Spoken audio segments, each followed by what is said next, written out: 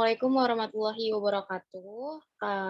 Kami dari kelompok 3 yang beranggotakan saya, Dewi Nurenda Safitri, dan ketiga teman kelompok saya, yaitu Muhammad Lutfi Prayitno dan Kevin Mahendra Putra, serta Indah Juwita Rahab, akan membahas chapter 11 yang berjudul Managing People for Service Advantage. Lanjut ke materi yang pertama, ada pelayanan karyawan yang sangat penting. Pada bab ini kita akan membahas bagaimana cara mendapatkan SDM yang tepat di perusahaan jasa, cara mendapatkan karyawan layanan yang puas, loyal, dan termotivasi, dan juga produktif. Nah, pada chapter ini juga kita akan membahas bagaimana personel layanan itu sangat penting bagi perusahaan jasa. Ada 4 alasan utama sebagai berikut. Yang pertama ada personel layanan yang membantu mempertahankan posisi perusahaan. Yang kedua, personel layanan sumber loyalitas pelanggan. Yang ketiga, ada pelayanan adalah pendorong utama produktivitas operasi garis depan. Yang terakhir, ada personel layanan yang sangat penting untuk menghasilkan penjualan silang, dan penjualan atas.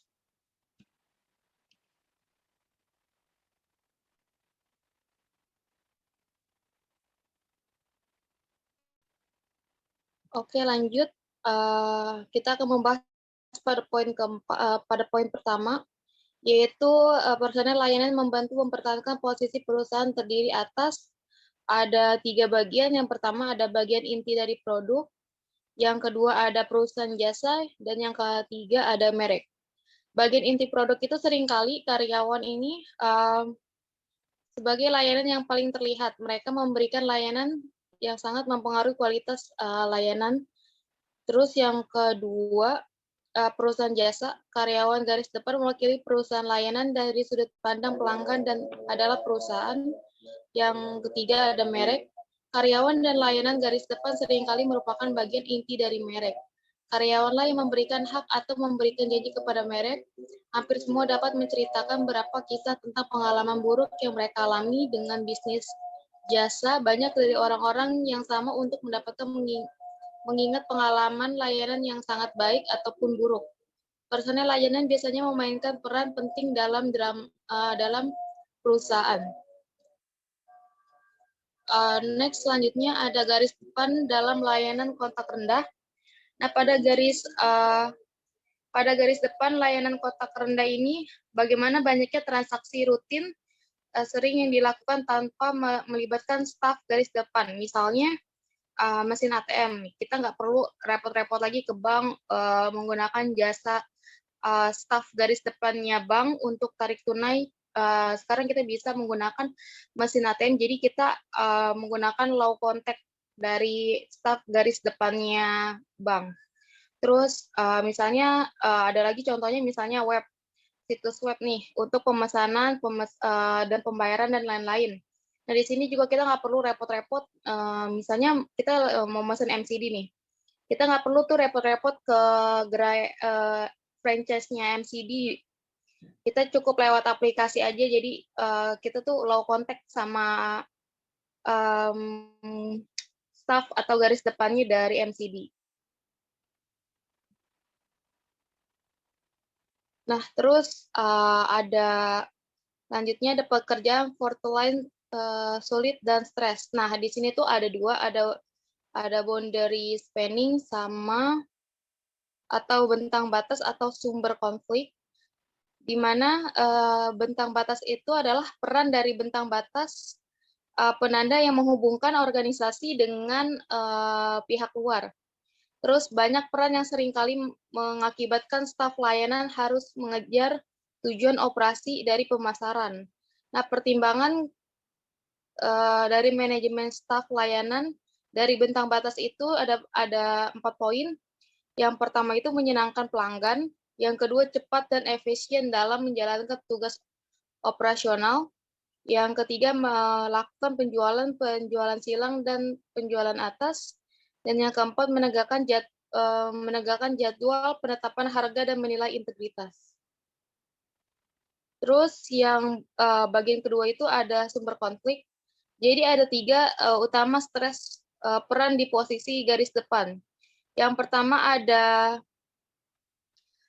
organisasi klien konflik, di mana contohnya ini dalam organization klien konflik ini nih, misalnya mana nih, kita nih pesen misalnya kita sebagai karyawan MCD nih, terus ada ada customer misalnya pesen ice cream McFlurry Oreo gitu.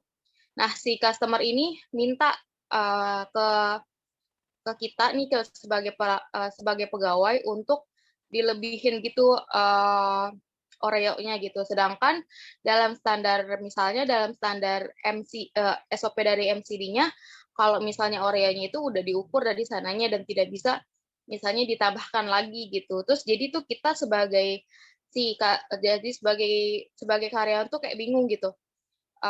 Ini mau ditambahin atau enggak? Kalau misalnya ditambahin dia apa namanya, melanggar aturan SOP yang ada di MCD, di perusahaannya dia. Tapi kalau misalnya dia nggak tambahin, nanti konsumen yang dia layani itu malah kecewa gitu. Jadi di sini tuh kalau sumber konflik organisasi itu adalah konflik di mana kita eh, di apa ya, ditabrakan dengan mengikuti kemauan dari perusahaan atau mengikuti dari kemauan dari konsumennya itu sendiri. Nah, terus poin kedua itu ada konflik orang atau peran. Nah, di sini tuh kalau konflik peran ini jadi pribadi kita itu bertabrakan dengan profesi kita. Misalnya nih kita sebagai CS Bank, kepribadian kita misalnya pendiam, terus pemalu, atau kita tuh orangnya nggak sabaran gitu. Tiba-tiba kita kerja jadi CS bank, customer service bank gitu, yang ngelayanin nasabahnya, yang beraneka ragam karakteristik ya, misalnya nasabahnya agak rese, agak bawel gitu, terus banyak tanya, atau bahkan ada misalnya nasabah dia yang nggak tahu apa-apa nih mengenai perbankan dan segala macamnya. Nah, mungkin customer service, kalau misalnya dia bukan customer service, mungkin dia akan ilfeel ya ke orang gitu, misalnya, ih masa belum tahu sih cara menggunakan m-banking, cara cara perbankan tuh gimana gitu. Nah, jadi tuh di sini dia tuh berusaha untuk semaksimal mungkin untuk kayak ramah, tetap sabar, terus tetap baik sama nasabahnya, walaupun dalam hatinya tuh misalnya dongkol atau agak sedikit ilfeel gitu. Jadi dia tuh merasa kerjanya itu tidak sesuai dengan kepribadiannya dia. Jadi dia tuh nggak bisa menjadi dirinya sendiri di kala dia kerja. Jadi itu yang menimbulkan konflik orang atau peran pada karyawan. Nah, terus ada yang ketiga, yaitu ada konflik antar klien, di mana konflik antar klien ini adalah dapat diakibatkan oleh perilaku seperti misalnya merokok di tempat bebas rokok. Terus misalnya nih kita punya kafe, terus kita menegur nih, misalnya emang itu kan nggak dibolehin kan area smoking gitu, tapi ada customer kita yang mau smoking gitu, mau ngerokok, terus kita negur, tapi kita negurnya tuh pelan-pelan gitu, sesuai dengan standar SOP dari kafe tersebut gitu. Terus jadi tuh di sini tuh si pelanggannya itu merasa bahwa perilaku dari pelayan kafe itu atau pemilik kafe itu nggak menyenangkan gitu. Jadi tuh seringkali terjadi konflik antar klien. Itu terus kadang bahkan kalau misalnya ditegur mereka tuh kayak nggak terima gitu. Jadi itu yang menimbulkan konflik antar klien. Melakukan transaksi pelayanan seperti para karyawan yang memberikan senyuman kepada para konsumennya dan juga semangat dalam melayaninya, dan juga emosional ketika manajer memberikan motivasi dan juga semangat kepada para karyawannya. Next.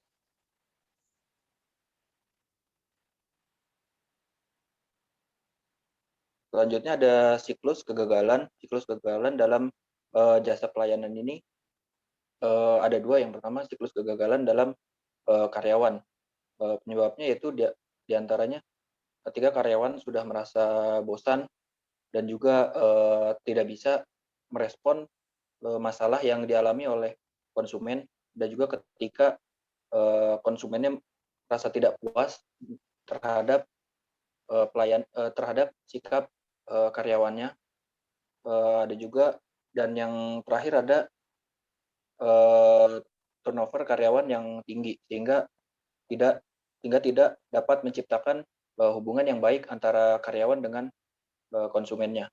Selanjutnya ada siklus kegagalan pada konsumen, yaitu tadi ada konsumen yang tidak puas terhadap performa dari karyawannya, kemudian konsumen yang selalu dilayani oleh karyawan yang baru, sehingga tidak ada hubungan yang baik antara konsumen dengan karyawannya, gagal menciptakan customer loyalty, dan juga yang terakhir ada turnover pelanggan yang tinggi, yang diakibatkan tidak adanya pelanggan yang setia terhadap jasa pelayanan kita.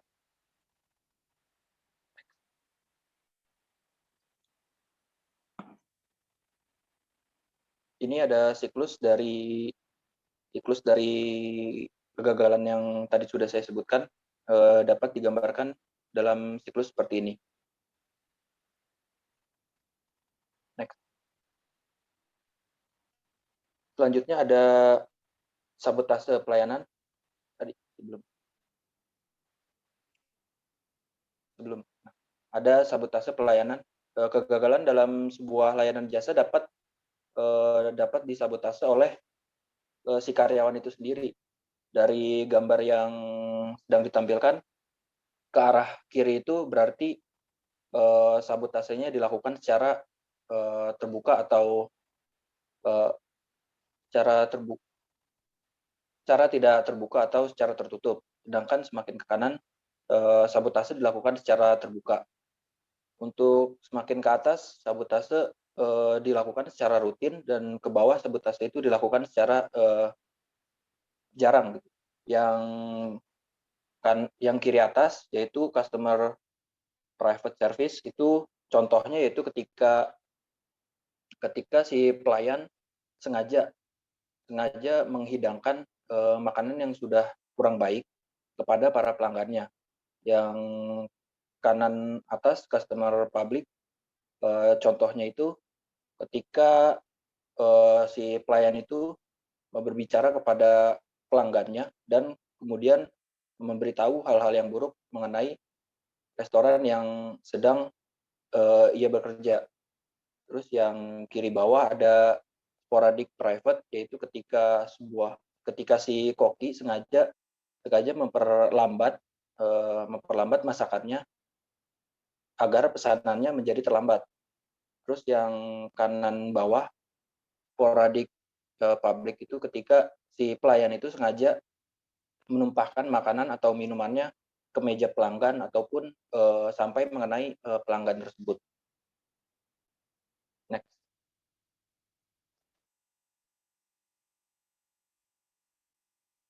Selanjutnya ada siklus mediocrity atau siklus yang biasa-biasa aja. Siklus ini sebenarnya sama seperti siklus kegagalan yang tadi, namun ada beberapa perbedaan, yaitu seperti karyawan yang buruknya lebih sedikit dibandingkan siklus dari kegagalan yang tadi, dan juga dalam siklus yang biasa-biasa saja ini, jasa pelayanannya itu merupakan jasa pelayanan yang inti dan juga penting gitu, di mana konsumen tidak bisa meninggalkan jasa layanan ini, karena memang jasa layanan yang tersedia hanya ini. Contohnya itu misalkan jasa pengiriman yang terdapat di daerah-daerah terpencil, walaupun karyawan-karyawannya buruk dan pelayanannya sangat jelek gitu, tetapi konsumen tidak bisa berganti pilihan gitu, karena hanya tersedia jasa pelayanan tersebut. Jadi menjadikan siklus ini tidak menjadi gagal, namun tidak juga jasa pelayanan ini tidak berhasil juga. Next. Untuk siklusnya dapat digambarkan seperti ini, kurang lebih.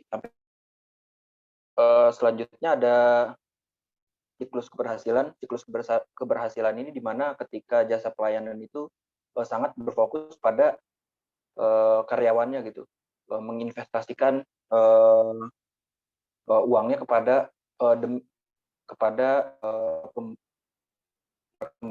para karyawannya, seperti memberikan gaji yang tinggi, training yang baik, sehingga karyawan merasa senang mengenai pekerjaannya dan dapat memberikan pelayanan yang tinggi. Ketika karyawannya baik dan memberikan pelayanan tinggi, konsumen juga akan merasa sangat puas dengan pelayanan yang diberikan oleh karyawannya, sehingga menjadikan jasa pelayanan ini menjadi sukses dan juga berkembang. Next. Ini ada siklus dari jasa pelayanan yang sukses yang sudah dijelaskan yang tadi. Next.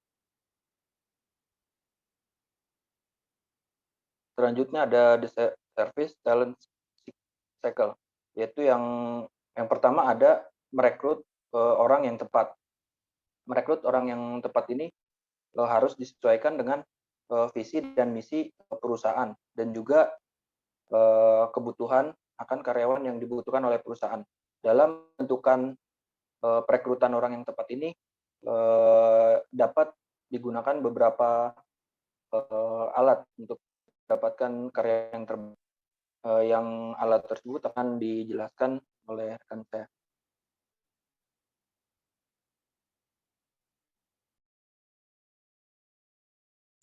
Oke, selanjutnya ada tools to identify the best candidate. Nah, jadi kita nih harus bisa mengamati perilaku kandidat tersebut. Jadi keputusan perekrutan itu harus didasarkan pada perilaku yang diamati perekrut. Gitu. Jadi bukan kata-kata yang mereka dengar aja. Kebanyakan memang para HR itu melihat atau perekrutan lah bisa dibilang HR, dia ngelihatnya itu bukan hanya yang mereka dengar aja, tapi dilihat dari perilaku kandidat tersebut. Selanjutnya ada tes kepribadian ya. Tes kepribadian itu menggunakan tes yang sifatnya ini berhubungan dengan pekerjaan tertentu. Gitu. Jadi kita bisa benar-benar melihat di situ personalitinya rekrut tersebut. Terus wawancara berganda dan terstruktur. Rekrut yang sukses menggunakan wawancara terstruktur yang dibangun berdasarkan persyaratan pekerjaan. Selanjutnya itu memberikan para pelamar ini gambaran pekerjaan yang realistis gitu. Jadi kita sebagai misalnya gitu ya, sebagai HR kita harus benar-benar ngasih yang realistis gitu. Gambaran pekerjaan yang realistis, bukan yang tipu-tipu. Jadi selama proses rekrutmen ini, perusahaan jasa harus memberitahu kandidat tentang realitas pekerjaan. Jadi para kandidat ini tuh bisa membayangkan kerjaan ini cocok atau enggak. Gitu. Next.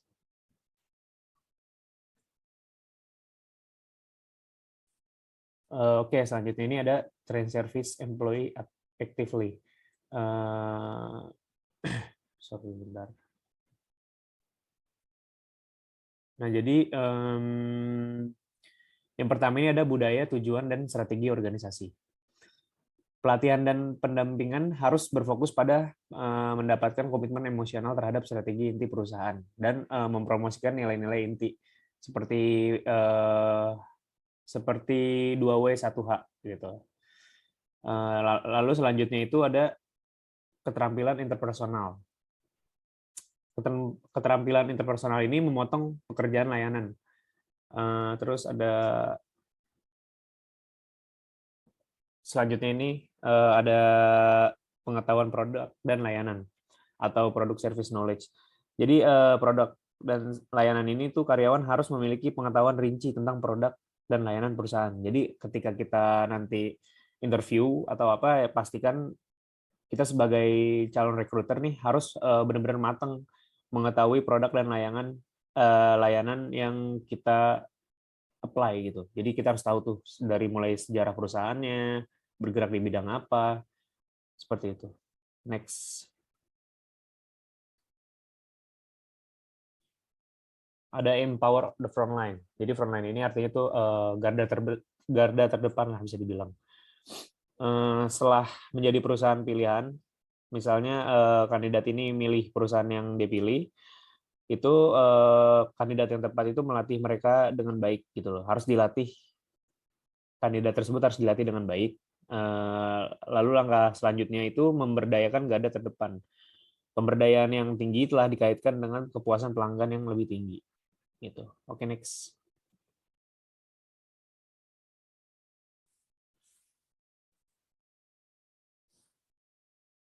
Oke, selanjutnya ini penelitian telah menunjukkan bahwa pemberdayaan paling penting ketika faktor-faktor berikut hadir dalam organisasi dan lingkungannya. Itu yang pertama.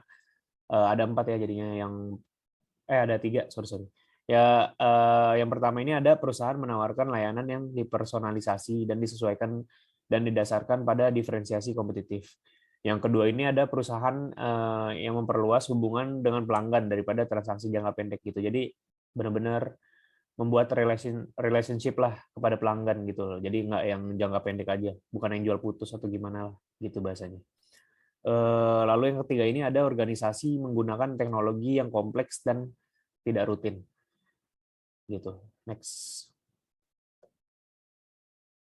Nah, yang terakhir ini nih tingkat keterlibatan karyawan atau bisa dibilang level of employee involvement. Jadi level of employee involvement ini cuma terbagi menjadi 3. Yang pertama itu ada suggestion involvement alias keterlibatan saran. Yang kedua ada job involvement alias keterlibatan pekerjaan, dan high involvement alias keterlibatan tinggi. Oke, next bakal dilanjutkan oleh teman saya.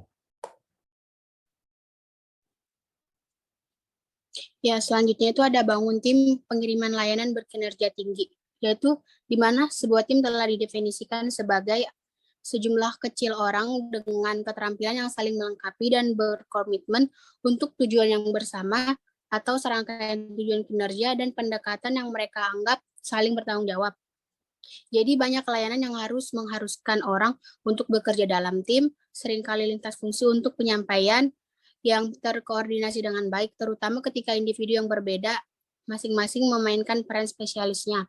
Misalnya itu layanan kesehatan yang sangat bergantung pada kinerja tim yang efektif. Selanjutnya,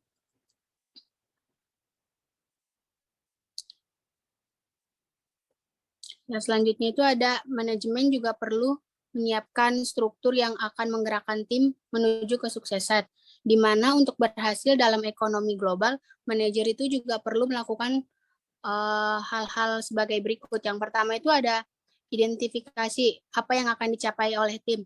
Nah, tujuannya itu untuk didefinisikan dan dibagikan kepada anggota tim. Yang kedua itu ada pilih anggota tim dengan hati-hati, di mana semua keterampilan yang dibutuhkan untuk pencapaian tujuan harus ditemukan dalam tim. Yang ketiga ada memantau tim dan anggota timnya dan memberikan umpan balik. Ini di mana itu menyelaraskan tujuan individu dengan organisasi tersebut. Yang keempat, ada beritahu anggota tim tentang pencapaian tujuan, perbarui mereka, dan kita beri penghargaan atas upaya mereka.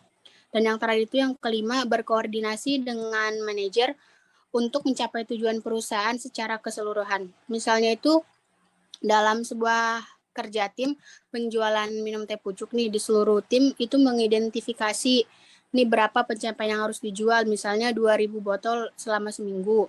Nah, setelah itu kan pasti menentukan targetnya. Nah, terus mereka itu memilih karyawan mana yang sekiranya mempunyai skill komunikasi yang baik dengan konsumen dan ahli dalam strategi marketingnya. Nah, agar target itu tercapai, mereka melakukan pemilihan dan melakukan langkah selanjut untuk memantau kinerja dengan tim tersebut untuk memberi umpan balik terhadap motivasi atau bonus jika mereka mencapai target tersebut. Selanjutnya,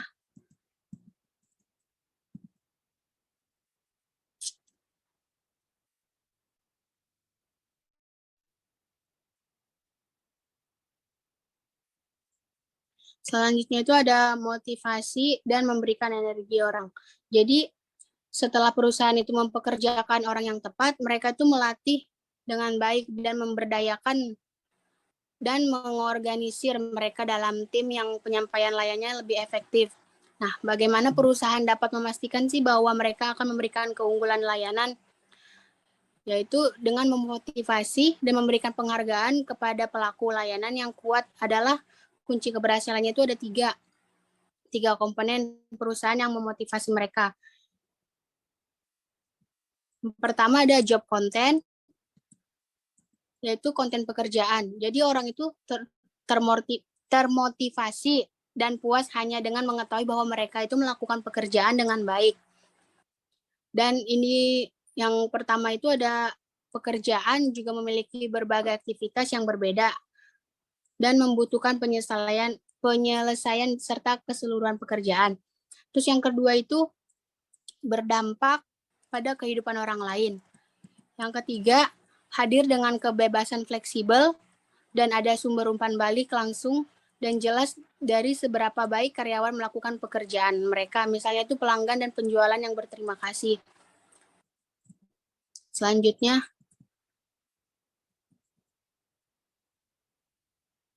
nah, dalam umpan balik dan pengakuan itu di mana karyawan itu diakui dan berterima kasih atas layanannya mereka yang berikan.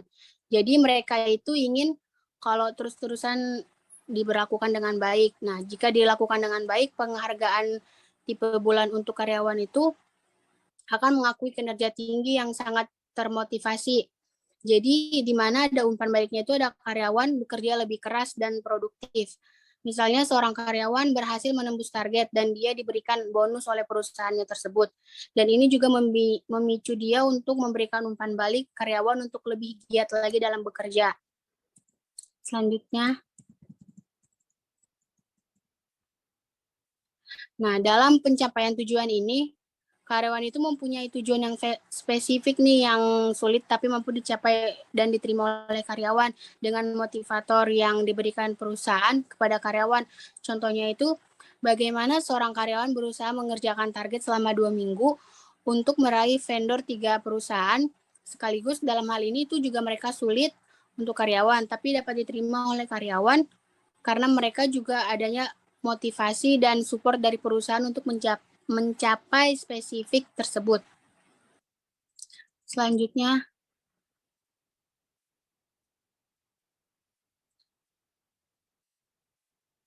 nah di sini tuh ada kepemimpinan dan budaya layanan. Untuk menggerakkan organisasi menuju service excellence diperlukan budaya pelayanan yang kuat yang terus diperkuat dan dikembangkan oleh manajemen. Di sini ada kepemimpinan karismatik itu juga disebut sebagai kepemimpinan transformasional yang diperlukan, di mana kepemimpinan karismatik itu atau transformasional itu adalah yang mengubah nilai-nilai garis terdepan atau sasaran agar konsisten dengan perusahaan, serta memotivasi staf untuk melakukan hal yang baik. Dengan kepemimpinan semacam ini itu, staf lebih mungkin untuk melakukan di atas dan di luar panggilan tugas karena dengan sejumlah dengan nilai, keyakinan, dan sikap mereka sendiri. Nah, di gambar 1124, ini tuh ada menunjukkan piramida terbalik yang menyoroti pentingnya garis terdepan. Hal ini menunjukkan bahwa peran manajemen puncak dan manajemen menengah itu